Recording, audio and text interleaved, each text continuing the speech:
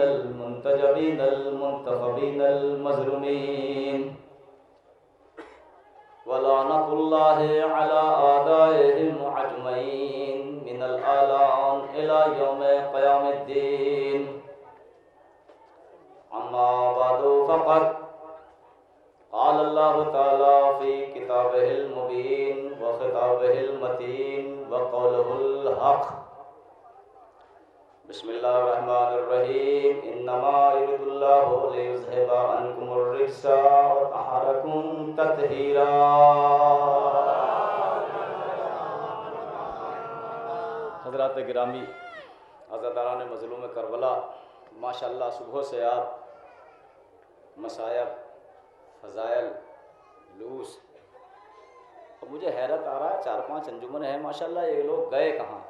यहाँ तो नज़र नहीं आ रहे। दूसरी मजलिस पढ़ने का कस्द जो है अंजार भाई इसलिए किया था कि और मोमिनीन की कसरत रहेगी, कि माशाअल्लाह कसरत तो घट रही है और अभी प्रोग्राम बाकी है।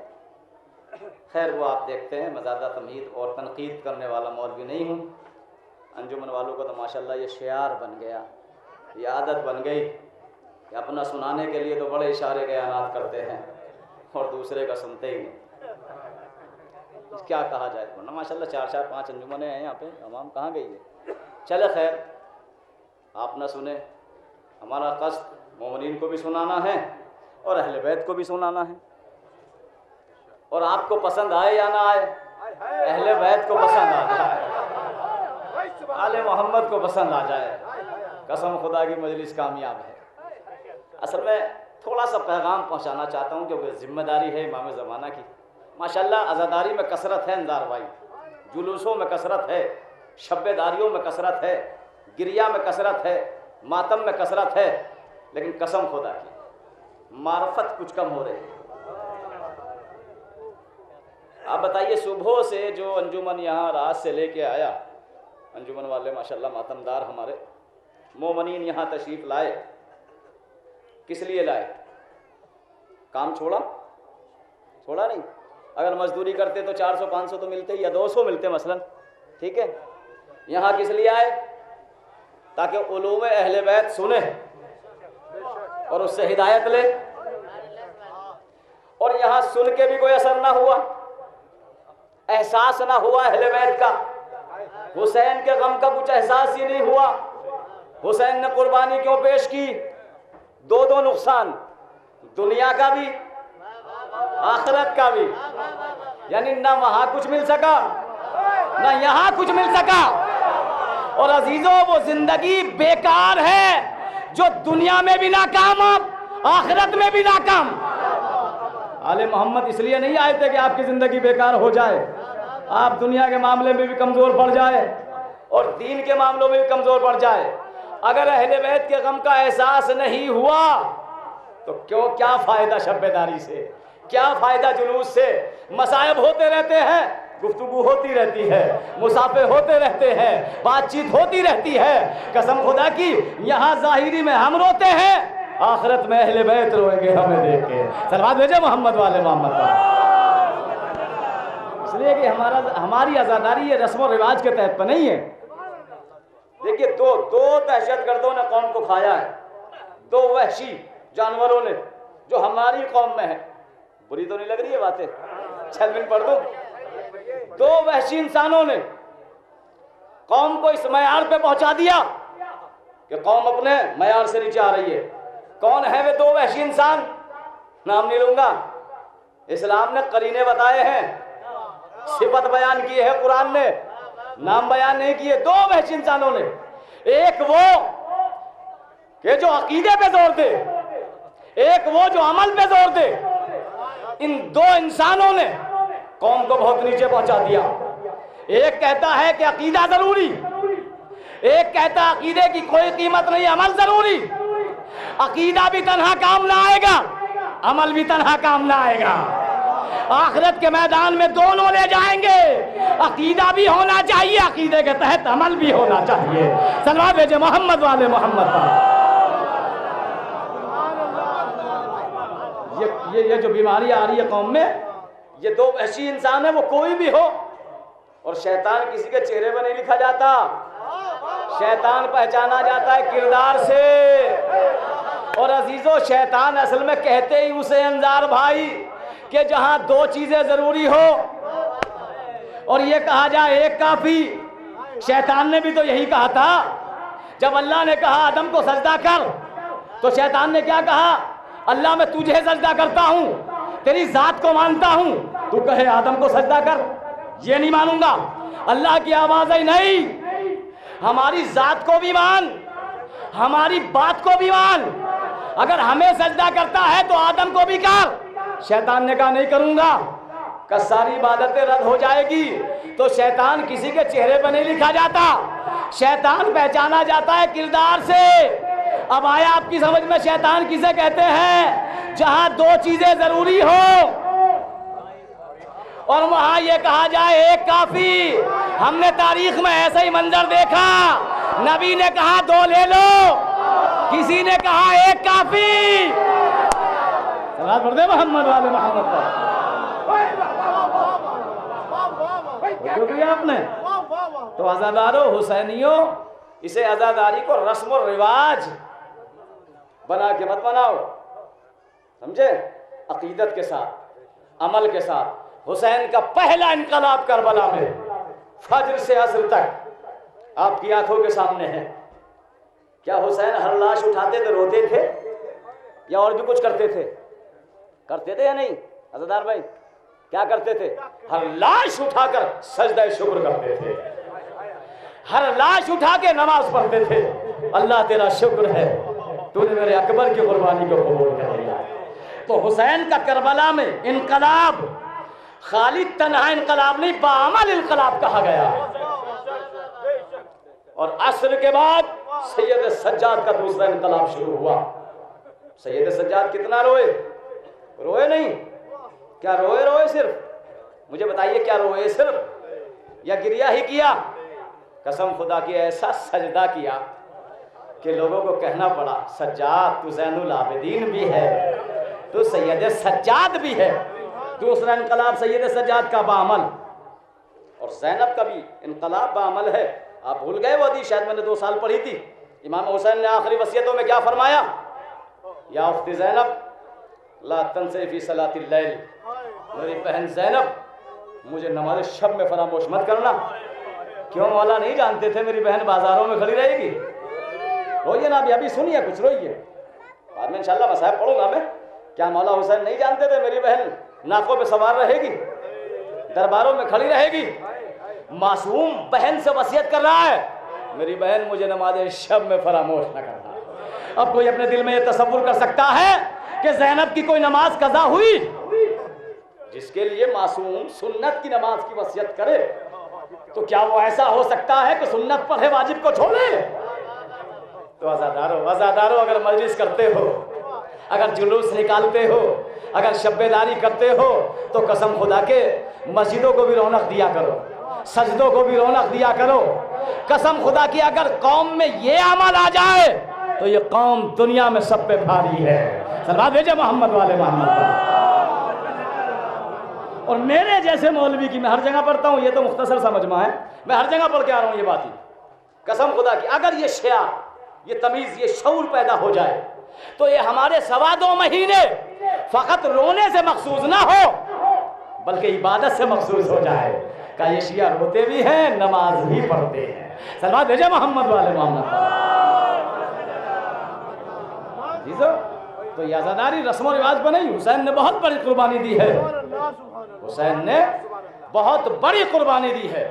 सैयद सज्जाद का इनकलाब दूसरा बाअमल, ज़ैनब का तीसरा इनकलाब बाअमल।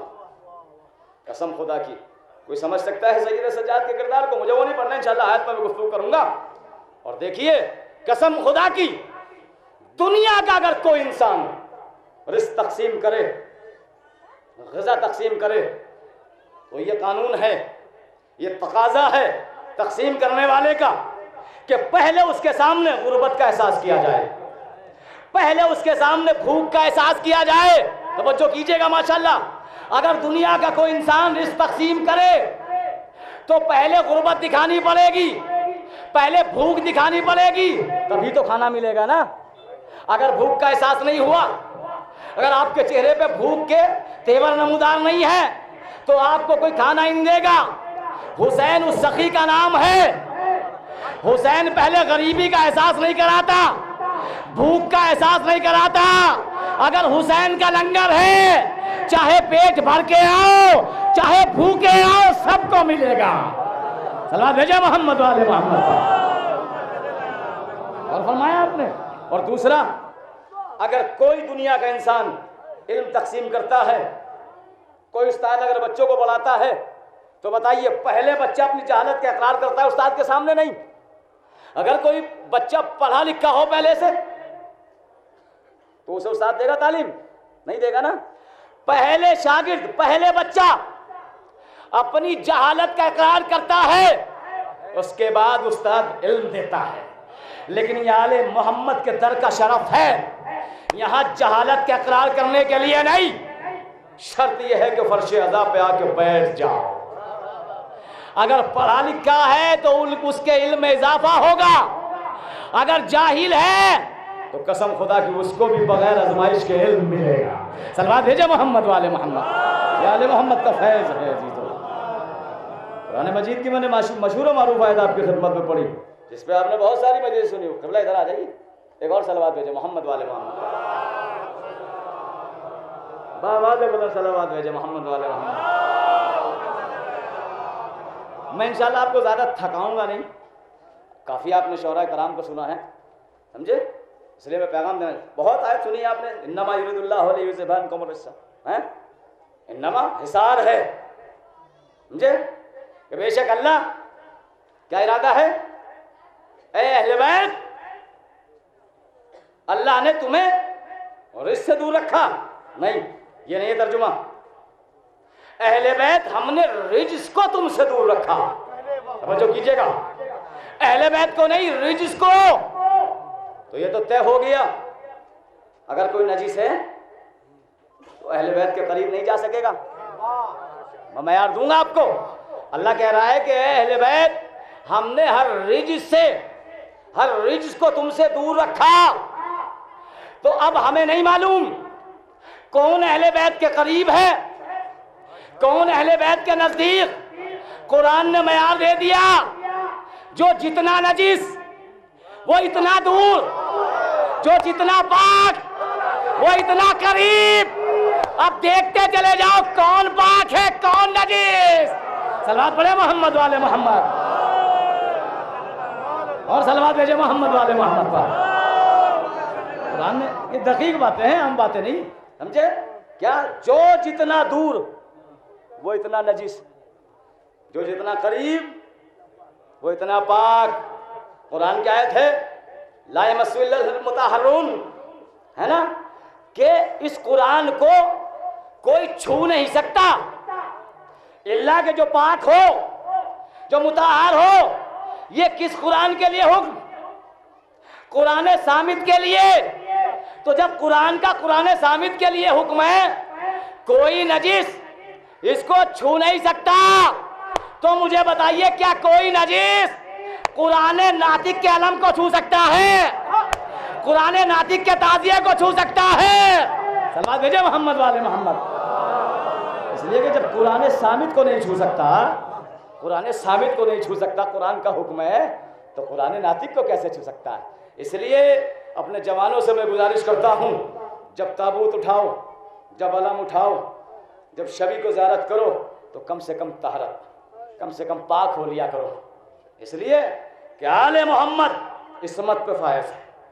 आले मोहम्मद के लिए अल्लाह ने शर्त रख दी, जो पाक होगा वही तुम्हारे नज़दीक जाएगा। तो अगर देखना पड़ेगा नजासतें कहाँ कहाँ फैली है, क्योंकि हम अहले बैत को मानने वाले हैं, हम उसको मानने वाले हैं कि जिसकी तहारत की जिम्मेदारी खुदा ले। अब हमें देखना पड़ेगा कि कहीं हमारे महल्ले में नजासत तो नहीं है। अगर महल्ला नजीस है तो महल्ले को पाक करे, अगर बस्ती नजीस है बस्ती को पाक करे, शहर नजीस है शहर को पाक करे। अच्छा, ये तो जाहिरी चीजें आपने पाक कर ली। जिस्म का नजीस, अंदर भाई, जिस्म को पाक कर लिया, ठीक है। और जब रूह नजीस हो जाए, तवज्जो कीजिएगा, हैं, रूह जब नजीस हो जाएगी आपकी, काहे से पाक करेंगे? कसम खुदा की, कायनात में रूह को पाक करने का जिम्मा सिर्फ अहले बैत ने लिया है।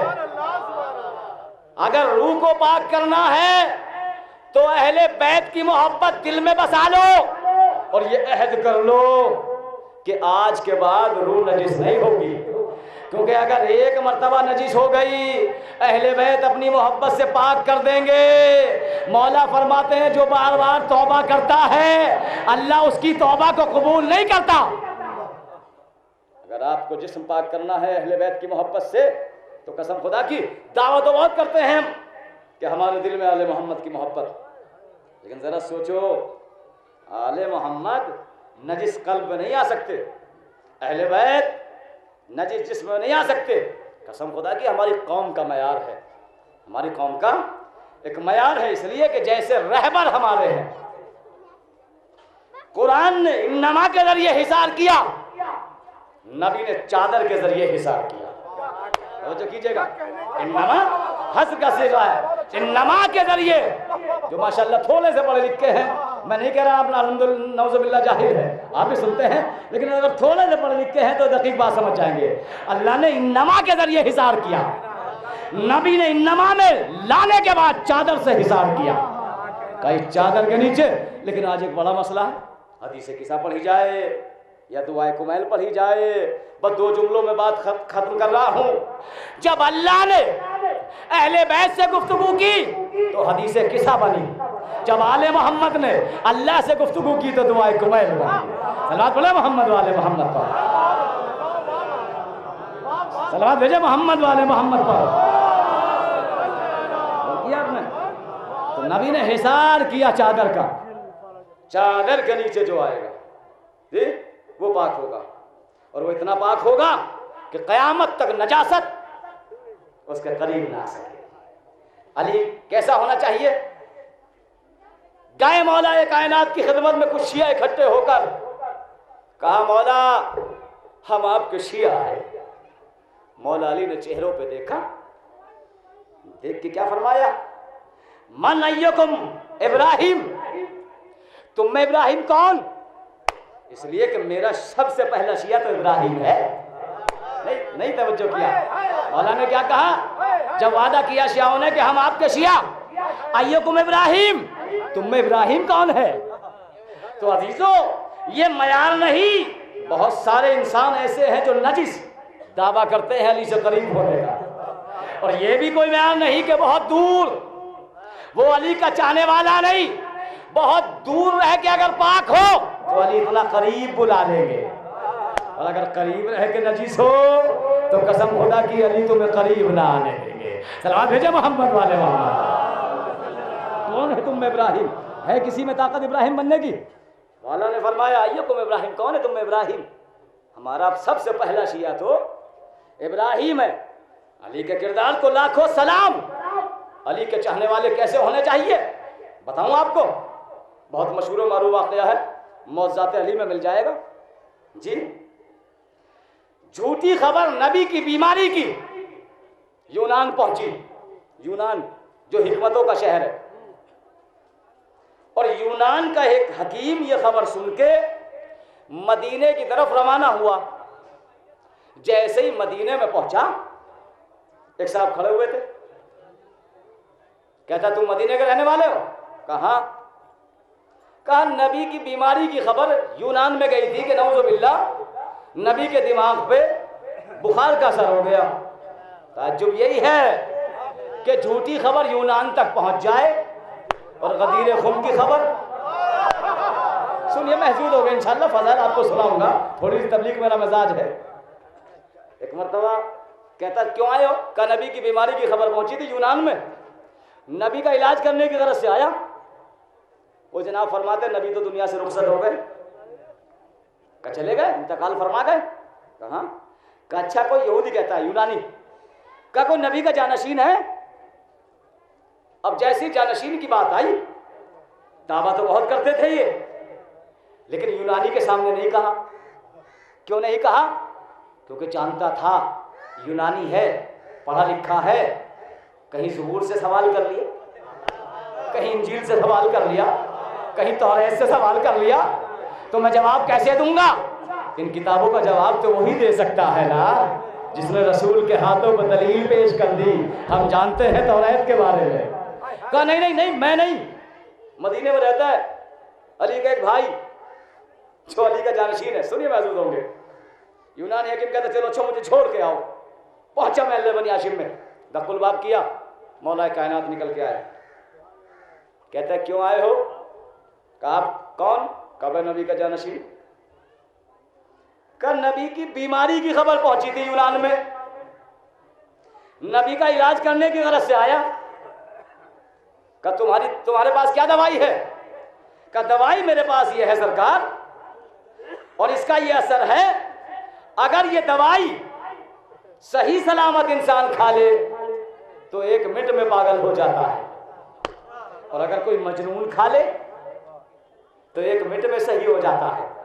मौला ने फरमाया दवाई हमको दो। मौला ने दवाई ली और दवाई को दहने मुबारक में रखा। दवाई मौला ने खाई, पसीना यूनानी हकीम को आया। हाथों को जोड़ के किबला कहता है अरे ये क्या किया आपने, अभी आपको चक्कर आएगा, अभी आपका रंग जर्द पड़ जाएगा, अभी आप जमीन पर गिर जाएंगे, आपकी मौत वाक़ई हो जाएगी। मौला दवाई खाते जाते हैं, मुस्कुराते जाते हैं और सवाल करते जाते हैं, यूनानी हकीम सामने देख, वो घर ज्यादा वजनी है या पत्थर ज्यादा वजनी है। यूनानी हकीम कहता है, या अली कहाँ घर कहाँ पत्थर। जैसे ही ये कहा, इशारा किया, घर अली के हाथ पे आ गया। जैसे ही यूनानी देख के इधर आया, फौरन मौला ने इशारा किया, घर अपने मकान पे पहुंचा, असली जगह पे पहुंचा। एक मर्तबा यूनानी हकीम हाथों को जोड़ के घर के मकीन को जगा के कहता है, उठो, होश भी है तुम्हें कुछ? का क्या हुआ? का भी मैंने अपनी आंखों से मोजज़ा देखा है। का क्या मतलब? का तुम्हारा घर उठकर अली के हाथ पे गया। अली का चाहने वाला कहता है, तू पागल हो गया। का पागल मैं नहीं, ये मोजज़ा मैंने अपनी आंखों से देखा। एक मर्तबा अली का चाहने वाला कहता है, इसलिए तो पागल कह रहा हूं, आंखों से देखने के बाद भी अली पे शक करता है। सुनिए सुनिए, मैं बता रहा हूं अली का चाहने वाला कैसा होता है। का इसलिए तो पागल कह रहा हूं, आंखों से देखने के बाद भी शक करता है। आया दौड़ के मौला के पास, हाथों को जोड़ के कहता है, या अली ये तो कमाल हो गया, ये तो उल्टा असर हो गया मेरे दवाई का, आज तक तो ऐसा नहीं हुआ था, मुझे कलमा पढ़ा दीजिए। मौला ने कलमा पढ़ा दिया। जब कलमा पढ़ लिया यूनानी हकीम ने, हाथों को जोड़ के कहता है, या अली मेरा दिल करता है एक मौजज़ा और देखूं। मौला फरमाते, क्या देखना चाहता है? कहे जो संगरेजे पड़े हैं, आप इनको इशारा करें, ये आपके हाथ पे आ जाए।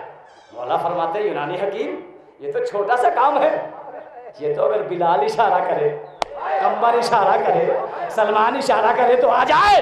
अली ने इशारा किया, संगरेजे अली के हाथ पे, हाथों को जोड़ के जोश में आके, सुनिए अली वालों, जो हाथों को जोड़ के कहता है, या अली कलमा तो मैंने पढ़ लिया, दिल करता है एक मौजज़ा और देखूं। मौला मुस्कुरा के फरमाते हैं, क्या देखना चाहता है?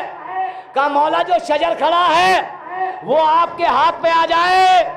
मौला का जुमला सुनिए अली के चाहने वालों, कैसा होता है अली का चाहने वाला। मौला फरमाते हैं, यूनानी हकीम अगर तूने दिल से कलमा पढ़ लिया तो अब मेरे कहने की जरूरत नहीं, मेरा नाम लेके तू कह के देख, शजर तेरे हाथ पे आ जाएगा। सल्लल्लाहु अलैहि मोहम्मद वाले मोहम्मद।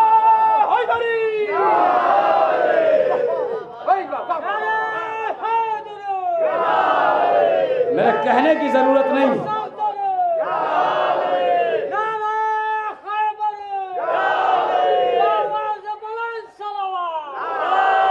मेरे कहने की जरूरत नहीं, हमारा नाम लेके तू कह के देख, शजर तेरे हाथ पे आएगा। और ये अली ने ऐसे नहीं फरमा दिया, अली के चाहने वाले ऐसे ऐसे गुजरे हैं। फिजा दुकान पे गई यहूदी की, यहूदी ने ताना दिया, फिजा कहाँ पड़ी हो फाक़े ज़ला में, जहाँ फाक़ा ही फाक़ा, जहाँ फ़कीरी ही फ़कीरी। एक मर्तबा फिजा के चेहरे पर जलाल आया, अच्छा मुझे अमीरी का ताना देता है, अगर मैं चाहूं तो ये दीवार सोने की हो जाए। फिजा ने ये सोचा ही था। मौला अली पीछे से आए, फिजा क्या हुआ? का मौला फकीरी का ताना देता है, अगर मैं चाहूं तो दीवार सोने की हो जाए। मौला फरमाते हैं, फिजा अरे हमें दुनिया को दिखाना नहीं है, अरे हम चाहे तो रिजवान आ जाए, हम चाहे तो दुनिया की हुकूमत हमारे ठोकरों में आ जाए। तो अली के चाहने वालों ऐसा किरदार बना लो। आजकल का ज़माना पूरा शौक चल रहा है, शीयत के खिलाफ एक साजिश हो रही है। अपनी कौम में भी कुछ ऐसे हैं, अपनी कौम में भी, कि जो फ़िरका परस्त कर रहे हैं, यानी जिनके मानने वालों में कोई इख्तलाफ, जिनके रहबरों में कोई इख्तलाफ नहीं, उनके मानने वालों में इख्तलाफ। कोई है सबसे बड़ा नबी, आखिरी नबी मोहम्मद, हर नबी के बेटे, हर नबी की नस्ल, लेकिन किसी नबी ने 2 बेटों की जिम्मेदारी ली। नूह जैसा बड़ा नबी अपने बेटे की जिम्मेदारी न ले सका है। मोहम्मद पे कुर्बान हो जाए, कयामत तक आने वाली नस्ल की जिम्मेदारी ली। अल्लाह मैं वादा करता हूँ, मेरा पहला भी मोहम्मद होगा, मेरा औसत भी मोहम्मद होगा, मेरा कुल आखिर भी मोहम्मद होगा। है कोई ऐसा नबी? और आले मोहम्मद ने इस नबी के जुमले का कितना एहतराम किया। कोई भी दौर हो, कोई भी ज़माना हो, ऐसे किरदार पेश किया अहले बैत ने कि दुनिया को लामोहला कहना पड़े हो ना हो ये मोहम्मद है। सीरत में, किरदार में तो अली के चाहने वाले बड़ी शायरी चल रही है हमारी कौम में भी। कोई अखबारी बन गया, कोई 6 इमामी बन गया, कोई 7 इमामी बन गया जी, बहुत सारे हैं। कोई पीर को मानने वाले। अहले बैत के सामने तो कसम खुदा के सारे दुनिया के पीर ठोकरो हैं। आले मोहम्मद अखबारी कहाँ से आ गई ये? आले मोहम्मद क्या हुसैन ने इसलिए कुर्बानी दी थी कि मेरी कौम में फितना हो जाए? क्या मैं मौला हुसैन ने इसीलिए शब आशूर दुनिया का चिराग बुझाने के बाद अपने चाहने वालों का इत्तेहाद पेश किया? क्या हुसैन के काफिले में एक कबीले के थे, एक कौम के थे, एक जबान के थे? बताइए मुझे। लेकिन नहीं, कसम खुदा की सिर्फ कौम को इत्तेहाद का पैगाम देना था कि देखो मुख्तलिफ कबीलों के लोग भी अगर हमारी मोहब्बत पे जमा हो जाते हैं तो उनका मकसद भी वही होता है जो हमारा होता है। शब आशूर का अंधेरा इसी वजह की, समझे? तो अजीज़ों, खुदा के वास्ते आज़ादारी करो, जुलूस निकालो, शब्बेदारियाँ करो इत्तेहाद के साथ, फितना फिसाद नहीं, फॉर्मेलिटी नहीं। आज तक यजीद पे लानत है नहीं? यजीद पे लानत क्यों लानत है? इसलिए कि मासूम को कत्ल किया, ये एक अलग गुनाह। दूसरा यजीद का गुनाह क्या?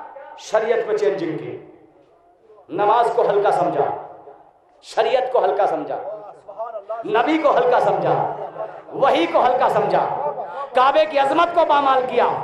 हुसैन का कोई अपना झगड़ा नहीं था। कसम खुदा की, अगर नमाज की मुखालफत ना करता, शरीयत की मुखालफत ना करता, काबे की मुखालफत ना करता, रसालत को हल्का ना समझता तो हुसैन कभी कुर्बानी ना देते। लेकिन हुसैन को यह गवारा ना हुआ कि मेरे रहते हुए मेरे नाना के दीन को मिटा दे। और अजीजों, यजीद ने तो खुद अपनी शिकत का ऐलान कर दिया एक जुमले में। कौन से जुमले में? आपने सुनी है रिवायत, मैं अक्सर ये वाक़या पढ़ता हूँ जी। लोग हमसे सवाल भी करते हैं, एतराज़ भी करते हैं, मोतरिज़, अरे क्या होता अगर इमाम हुसैन भी यजीद की बैत कर लेते? जिद्दी थे, कहते हैं ना लोग, मुखालिफ जिद्दी थे। पहली बात, मासूम जिद्दी नहीं होता। जिद्दी वो होता है जो अपने नफ्स के तहत चले। मासूम का नफ्स हमारी तरह नहीं है, मर्ज़ी इलाही के मुताबिक चलता है। का जब सबने बैयत कर ली तो नौज़ुबिल्लाह इमाम हुसैन भी कर लेते। तो अंदाज भाई, हमारा भी यही सवाल, यजीद को ही क्या जरूरत थी? जब सारे अरब ने यजीद की बैयत कर ली तो यजीद को ही क्या जरूरत थी इमाम हुसैन से बैयत का सवाल करे?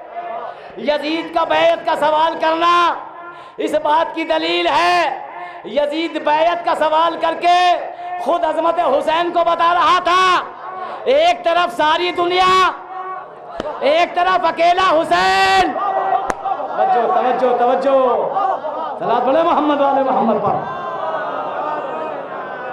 यजीद ने खुद बैयत का सवाल करके अजमत हुसैन को बताया दुनिया के सामने कि एक तरफ अकेले हुसैन, एक तरफ सारी दुनिया मेरी बैयत करे और हुसैन बैयत ना करे। तो इसका मतलब एक तरफ सारी दुनिया, एक तरफ अकेले हुसैन। और हुसैन करे भी क्यों? क्योंकि पहला जुमला मौला हुसैन का वलीद के दरबार में, इन्ना नहनु अहले बैत नबुव्वा व मादर रसाला व मुख्तलिफ अलवाही। समझे? ये पहला जुमला है वलीद के दरबार में। जब मरवान वलीद लेने आया बैत तो मर्तबा मौला हुसैन कहते तो जानता नहीं है कौन है? इन्ना नहनु अहले बैत नबुव्वा, हम नबूवत के अहले बैत हैं। तवज्जो तवज्जो, मौला हुसैन का पहला जुमला है मदीने में, हम नबूवत के अहले बैत। मौला हुसैन ने नबी के अहले बैत नहीं कहा, इसलिए कि बहुत दावा करते हैं कि हम भी नबी के अहले बैत। अरे तुम नबी के अहले बैत बन जाओ, नबूवत के अहले बैत ना बन पाओगे। इसलिए कि नबूवत में आदम भी शामिल, इब्राहिम भी शामिल, नूह भी शामिल, मूसा भी शामिल। जो कीजिए सलावत बोले मोहम्मद वाले मोहम्मद पर। हुसैन ने अपने जुमलों में फरमाया अहले बैत नबुव्वा, हम नबूवत के अहले बैत हैं। क्या कहा? हम नबूवत के अहले बैत हैं, नबी के अहले बैत नहीं, नबूवत के अहले बैत, जहां से सारी नबूवतें पनाह। मादुर रिसाला, हम रिसालत की कान है, जहां से रिसालतें निकलती है। मुख्तलिफ वही हम ही तो है जो फरिश्तों को मुख्तलिफ वहियों के लिए भेजते हैं। और जो कीजिएगा, मुझ जैसा तुझ जैसे की बेयत। अच्छा, मौला हुसैन के जुमलों में नजाकत और हिकमत देखिए। मौला ने ये नहीं फरमाया मैं हुसैन तुझ यजीद की बैयत नहीं करूंगा। हिकमत देखिए, क्या कहा? मुझ जैसा तुझ जैसे की बैयत नहीं। अगर हुसैन नाम लेते तो कसम खुदा की बैयत दो किरदारों पे हो जाती, लेकिन हुसैन ने नाम नहीं लिया। जमाना गुजरे, कोई भी दौर हो, अरे कोई हुसैन जैसा यजीद जैसे की बैयत ना करेगा, चाहे वो दाश की शक्ल में आए, चाहे सऊदिया की शक्ल में आए। सलाम भेजे मोहम्मद वाले मोहम्मद पर। चाहे वो नसरुल्लाह की शक्ल में आए, चाहे वो खामनाई साहब की शक्ल में आए, चाहे खुमैनी साहब की शक्ल में आए। इसलिए कि कोई हुसैन जैसा यजीद जैसे की बैयत ना करेगा, इसलिए कि वो अहले बैत नबुव्वा है। मेरे अजीजों, सोचिए कि जब हमने जालिमीन की हुकूमत नहीं बैयत नहीं की, अगर हम में कोई जालिम आ जाए, अगर हम किसी का हक छीन रहे हैं, अगर हम किसी का हक लूट रहे हैं, तो क्या हम लानत पढ़ सकते हैं किसी पे? हैं? पढ़ सकते हैं? सुनिए जुमला, मौलाना इस्माइल देवबंदी बहुत मशहूर है, पाकिस्तान में मरीज पढ़ रहे थे। कुछ लोग आए मोहतरम के पास, कहते हैं सरकार इस्माइल साहब कुछ पैसे ले लीजिए और फिदक के लुटेरों को छोड़ दीजिए। इस्माइल साहब ने पता क्या कहा? इस्माइल साहब ने कहा ना मैं तुमसे पैसे लूंगा और ना उन्हें आज के बाद पकड़ूंगा, तुम मेरे सामने एक मर्तबा लानत पढ़ दो। कौन सी बात है कि पैसे लेके फिदक के लुटेरे को है? तुम लानत पढ़ दो, तुम लानत पढ़ दो। और लानत में नाम भी लेने की जरूरत नहीं है, नहीं नहीं, इसलिए कि लानत तो खुद मुस्तहक को तलाश करती है। आप नाम ले या ना ले, लानत भेजो, खुद तलाश करेगी कौन मेरा मुस्तहक है। जिस तरह अगर सलवात पढ़ोगे तो दुरूद खुद तलाश करेगा कि कौन मेरे दायरे में आने वाला है। सलवात भेजे मोहम्मद वाले मोहम्मद। और किया आपने माशाल्लाह मिशन भाई, मैं पूरा उसमें तनकीद या तमीद नहीं, जुमले पढ़े जाते थे। खलीफा हैं, ये पढ़ा जाना, खलीफा जानशीन, दो लफ्ज, एक वजीर एक वसी। जी नबी ने क्या फरमाया? या अली तू मेरा वजीर, ये फरमाया ना। और क्या कहा? मेरा वसी, जिसका आप कलमा पढ़ते हैं। क्या फर्क है वसी और वजीर में? वजीर का काम कब होता है? जिंदगी में, जब तक जिंदा, जब तक वजीर का काम। मरने के बाद विजारत का ओहदा खत्म। इसीलिए नबी ने वजीर के साथ अली को वसी भी कहा। अगर नबी चला भी गया तो वसी बना के गए। अरे तुम वजीर बन सकते हो, खलीफा बन सकते हो, लेकिन वसी नहीं बन सकते। सलाह भेजे मोहम्मद वाले मोहम्मद पर। इसलिए कि वसी बनने के बाद, वजीर जिंदगी में, वसी क्या? मरने के बाद। तो जो नबी ने ओहदा दे दिया, तो अजीज़ो इन्नमा युरिदुल्लाहु लियुज़हिबा अन्कुम क्या कि जो इन्नमा के हिसार में आ जाएगा वो नजासत से क़यामत तक दूर रहेगा। हम अलम उठाते हैं, ताबूत निकालते हैं। मेरे अजीज़ों, कोशिश ये क्या करो कि पाक हो के छुआ करो, समझे? इसलिए अगर आप पाक रहेंगे तो आपके जहन में ये तो रहेगा ज़रूर कि मैं बावज़ू हूँ, मैं पाक हूँ, मैं नियाज खा सकता हूँ, मैं नज़र खा सकता हूँ। और अजीज़ों, ये हो ही नहीं सकता कि अगर कोई बात तहारत होके, अलम को पकड़ के, ताबूत को पकड़ के कोई दुआ मांगे तो कसम खुदा की हुसैन उसे रद्द कर दे।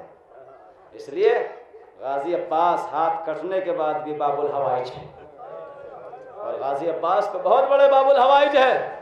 हुसैन का बेटा असगर बाबुल हवाइज के नाम से मशहूर है। हुसैन करबला में शहीद हो गए, सर कट गया। कसम खुदा की, ज़ैनब खड़ी हो गई, भैया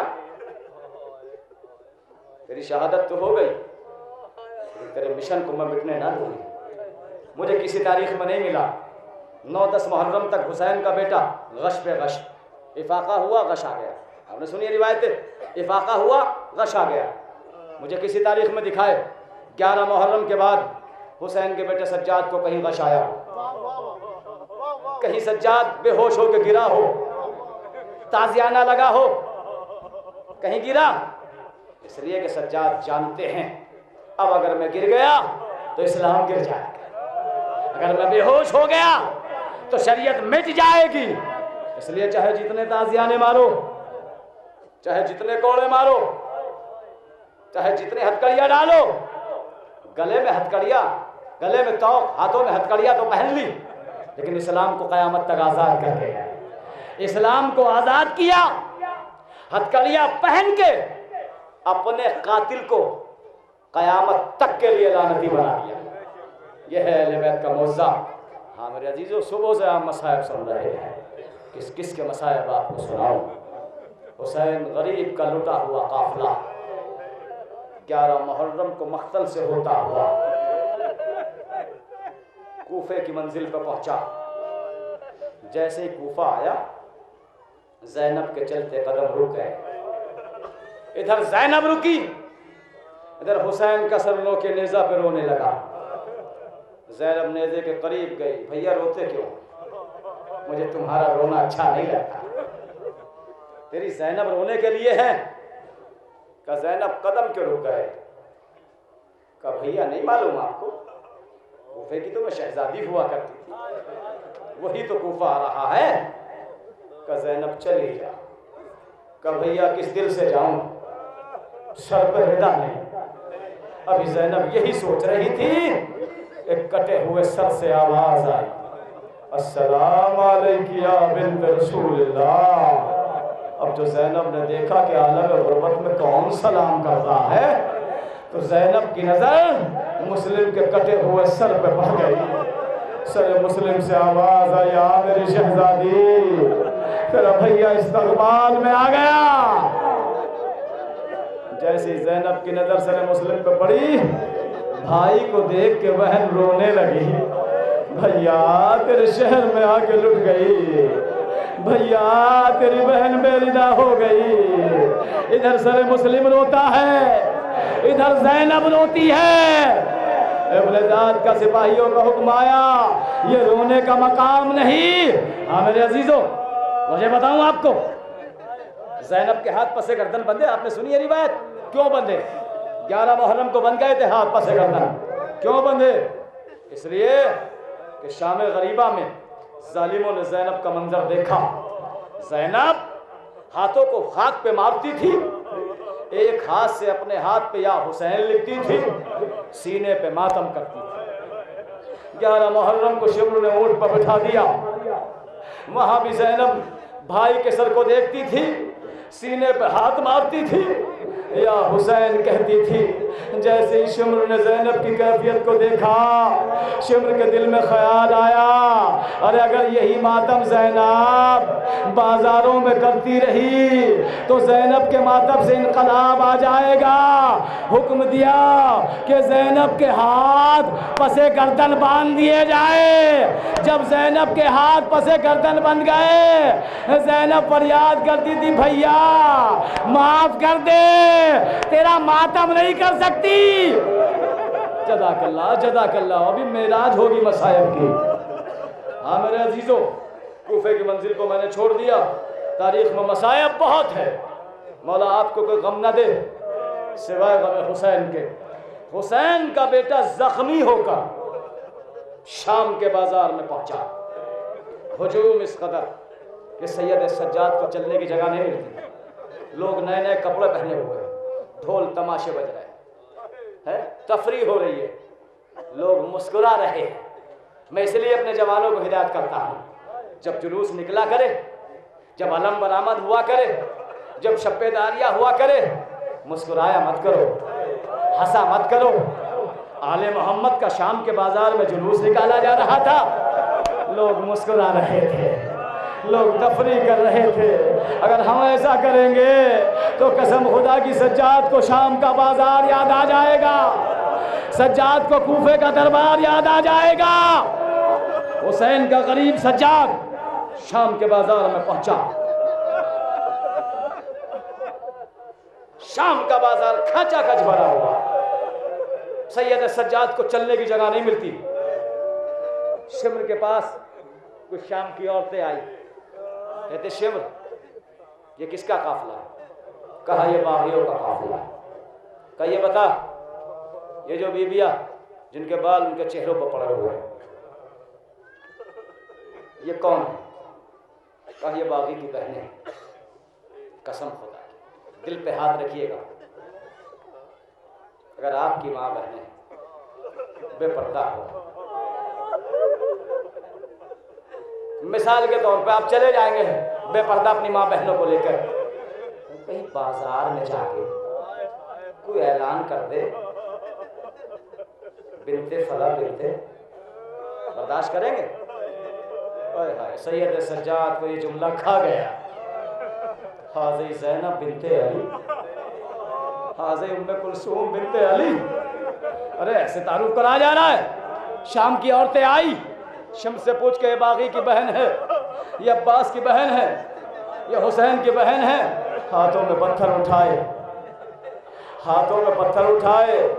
इधर फिजा दौड़ के ज़ैनब के सामने आ गई, इधर फिजा आ रही थी। शाम की हर औरत अपने हाथों में पत्थर लेके ज़ैनब के सर पे मारती थी और ये कहती जाती थी ये अब्बास बागी की बहन है, इसे पत्थर मारो। ये हुसैन खारजी की बहन है, इसे पत्थर मारो। फिजा सामने आ जाती थी, लेकिन पत्थरों की तादाद इतनी होती थी कि फिजा का सर भी जख्म हो जाता था, ज़ैनब का सर भी जख्मी हो जाता था। अरे लाचार ज़ैनब, मजबूर ज़ैनब, जब कोई बसना बनता था उस घोड़े के करीब जाती थी जिस घोड़े की गर्दन में गयूर अब्बास का सर लटका रहता था।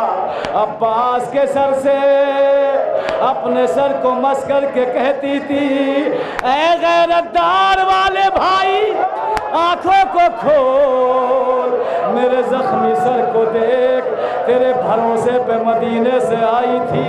तारीख बताती है अब्बास की आंखों से आंसू बरसते थे। शहजादी माफ कर दीजिए, जज़ाकल्लाह। अभी जनाब अब्बास का ताबूत आएगा, अभी गाजी का आलम आएगा।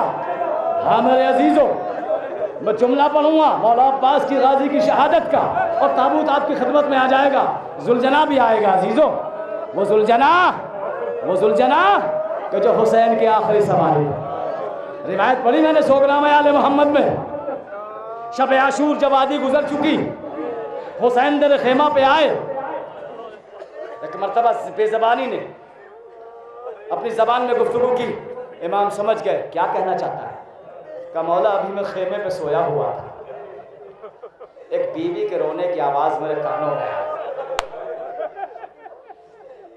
सुलझना ने मौला की आबा पकड़ी, मख्तल में जाने लगा। जब मख्तल में पहुंच गया, हुसैन कहते वो बीवी कहाँ है। एक मरतबा चंद कदम चलने के बाद सुलझना बेज़बान जानवर अपनी ज़बान में गुफ्तगू कर कहता है मौला वो सामने जो बीवी बैठी है बुर्का पोश, वो पूरी रात हाय हुसैन कह के रोती रहे। हुसैन तड़प गए, सुलझना पहचाना नहीं, ये मेरी माँ ज़हरा जो मेरे कत्लगाह को अपने बालों से साफ कर रही है। कितना वफादार था हुसैन का घोड़ा। मुझे ज़्यादा तफसील नहीं। ताबूत आएगा मौला अब्बास की, शाम का बाजार भरा हुआ है। ज़ैनब पे पत्थर, सकीना पे पत्थर। हाँ मेरे अजीजों, गई हुसैन की बेटी सकीना। कितनी मजलूम थी हुसैन की बेटी, सबके तो शाने बंधे थे ना। क्या कसूर था सकीना का। दुआ करिएगा, हर मजलिस में पढ़ता हूँ मैं, दुआ करिएगा रोते हुए कि शाम के हालात अच्छे हो जाए। अब जहलुम आ रहा है ना, सकीना का रोना शुरू हो गया, जिंदान से सिसकों की आवाजें आने लगी। ज़ैनब के कानों में जब सकीना के रोने की आवाज़ जाती है, तड़प जाती है, हुसैन की बहन मेरी लाडली, तेरे लिए तो मैंने शाम को बसाया, तेरे लिए तो मदीने को छोड़ के आई, वरना मैं तो भैया की मुजावरी करती, तेरे लिए करबला को छोड़ा। ए मेरी सकीना बेटा रोती क्यों है? कब्र सकीना से आवाज आती है, फूफी अम्मा। फिर यही जिंदान का सन्नाटा खाए जाता है, ये आज़ादार कहाँ चले गए, ये ज़ायरीन कहाँ चले गए? ज़ैनब लोरी दे के कहती है, बेटा सकीना ज़ायरीन के लिए दुआ कर दे, आज़ादारों के लिए दुआ कर दे। सकीना जला हुआ दामन फैलाती है, ऐ मेरे अल्लाह तुझे सकीना की गुर्बत का वास्ता, मेरे बाबा के आज़ादारों को मेरी कब्र पे भेज, आज़ादारों से मुझे सब्र आ जाता है। हाँ मेरे अजीज़ों, हुसैन का बेटा सज्जाद बाजार शाम में ज़ख्मी खड़ा हुआ है। सकीना दौड़ के सैयद सज्जाद के पास आई, एक मर्तबा कहती है, भैया मुझे सीने से लगा ले। अब जो सकीना सज्जाद के सीने से लगी, चीख मार के अलग हो गई। अरे भैया आपके सीने में तो कांटे ही कांटे। सज्जाद रो पड़े, ए मेरी बहन सकीना ये खारदार तोक के कांटे हैं। मेरे अजीजों, एक मर्तबा सकीना ने हथकड़ियों को हाथ लगाया, चीख मार के फिर रोई, ए मेरे गरीब भैया तेरी हथकड़ियों का लोहा इतना गर्म हो गया कि तेरा गोश्त कट कट के शाम के बाजारों में गिर रहा है। जज़ाकल्लाह जज़ाकल्लाह। हाँ मेरे अजीजों, हथकड़ियों का लोहा इतना गर्म हो चुका था कि सैयद सज्जाद के जख्म पड़ गए। आपने सुनी है रिवायतें। बीमार, मैंने छोड़े मसाइब, शेख बशीर की एक रिवायत को पढ़ता हूँ। अल्लामा शेख बशीर जो निजफ में हैं, करबला से शाम के वाक़यात में उन्होंने इस रिवायत को लिखा है। क्या क्या गुजर गई शाम के बाजार में। सैयद सज्जाद को 40 बरस तक शाम का बाजार खाता है। हाय शाम का बाजार, हाय शाम का दरबार। यह काफिला मुक़य्यद हो गया। सुनिए, बहुत रोएंगे इस रिवायत पे। यह माले मजलिस है, जख्मी जहरा कहीं नहीं जाती, लेकिन कसम खुदा की जहाँ फर्श बिछता है और इस फर्श पे जब अज़ादारों के आंसू गिरते हैं तो जख्मी जहरा पहलू को पकड़ के हर अज़ादार के सामने रुमाल लेके सवाली बन जाती है। अज़ादार तेरे आंसुओं के लिए हुसैन की माँ जहरा आई है। काफिला मुक़य्यद हो गया। नहीं पता शाम के शियाओं को क्या क़यामत गुजर गई। चाहने वाले भी थे ना बहुत सारे। ऐलान तो ये किया गया था ये बागियों का काफिला है, ये खारजियों का काफिला है। हाँ मेरे अजीज सुनिए, बहुत रोएंगे। रिवायत में मैंने पढ़ा है, कुछ यजीदियों के बच्चे, कुछ शामियों के बच्चे कैद खाने के सामने आके खेला करते थे शाम के वक्त, जैसे उमूमन होता है, आपने देखा है। इसलिए कि जो कैद खाना था ना, खराबती शाम के नाम से मंसूब है। खराबती शाम के माने क्या है? टूटा हुआ कैद खाना, टूटा हुआ। खराबती शाम अरबी में टूटा हुआ। ऐसा जिंदान नहीं था जिसमें इंसान कैद हो। ऐसे जिंदान में तो हैवानों को भी कैद नहीं किया जाता। आले मोहम्मद की तकदीर को सलाम।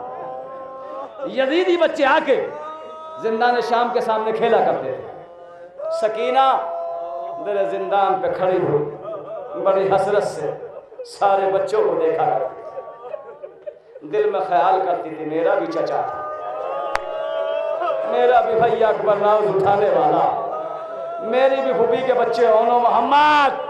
क्या करूं, गरीब हो गई। कोई सकीना की तरह मुतवज्जो नहीं होता था।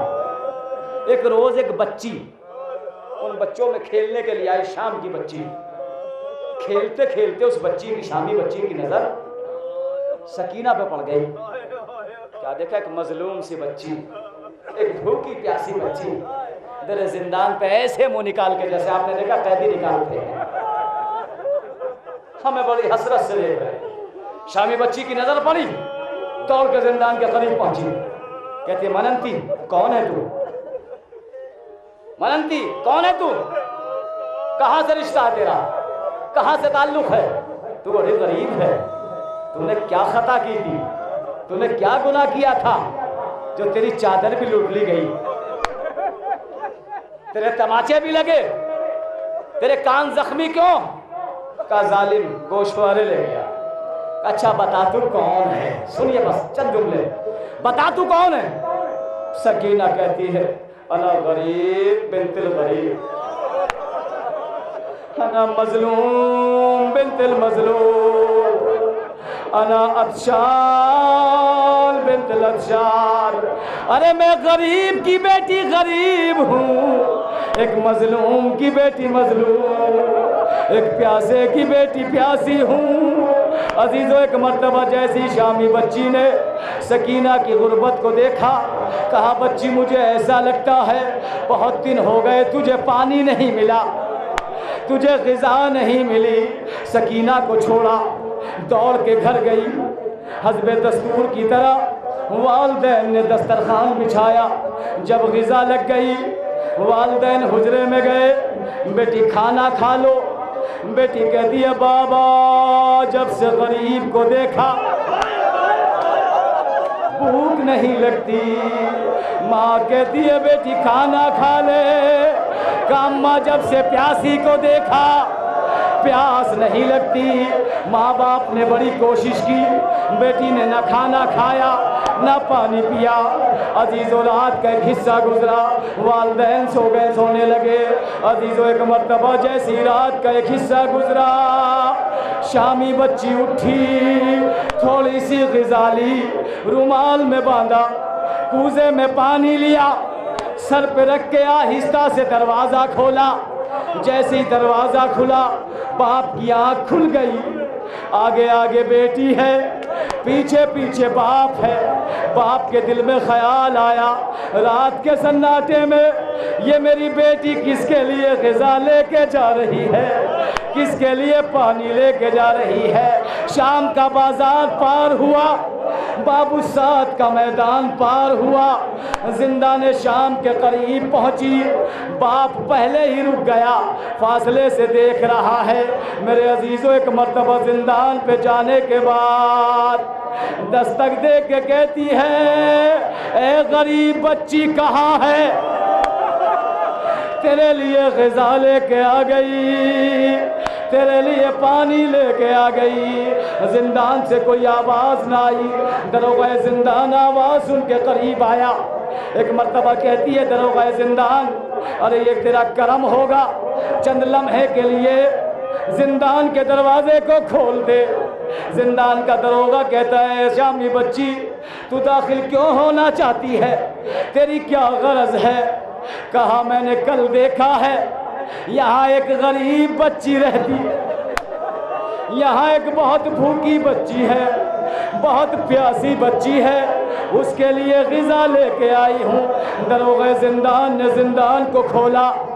बच्ची अजीज़ों ग़िज़ा और पानी लेके जिंदान में दाखिल हुई। बच्ची ने क्या देखा, जिंदान में सन्नाटा है, किसी के रोने की आवाज़ नहीं आती, किसी के बोलने की आवाज़ नहीं होती। एक मर्तबा ज़ोर से चिल्ला के कहती है ए गरीब बच्ची तू कहाँ चली गई, तेरे लिए ग़िज़ा लेके आ गई। शहज़ादी ज़ैनब की नज़र पड़ी, कहती है शामी बच्ची अरे किससे मिलने के लिए आई है? कभी भी मुझे नाम तो नहीं पता, बस उसने ये बताया कि एक गरीब की बेटी, एक प्यासी प्यासे की बेटी, एक मजलूम की बेटी।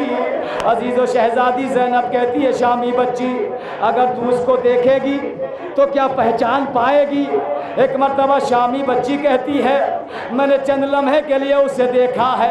अब जो बीवियों ने अपने चेहरे से अजीज़ों बालों को हटाया और सकीना की मैयत से हटी, चीख मार के शामी बच्ची तड़प गई।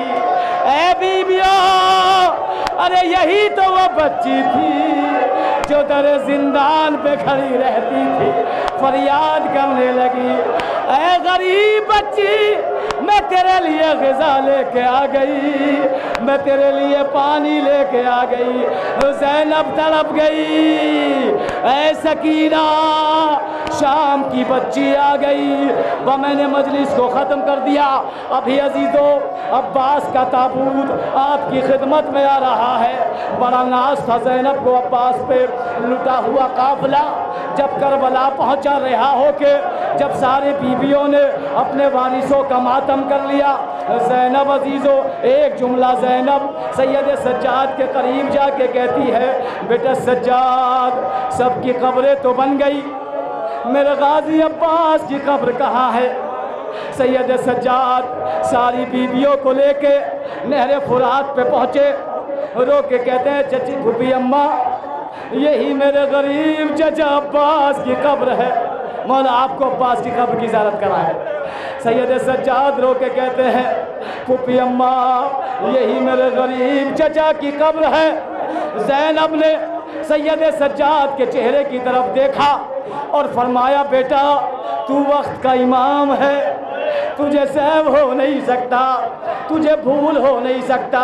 अरे मेरा अब्बास इतना तो छोटा नहीं था कि कब्र इतनी पस्ता बनाई जाए। सैयद सज्जाद रो के कहते हैं, ए फूफी अम्मा जब 12 मुहर्रम को करबला में आया, जालिमों ने चचा की लाश के इतने टुकड़े कर दिए थे, अब आके दामन में चचा के लाशे को दफनाया। यही वजह है चचा की कब्र छोटी बनी है। वाह बासा वाह गुरबता।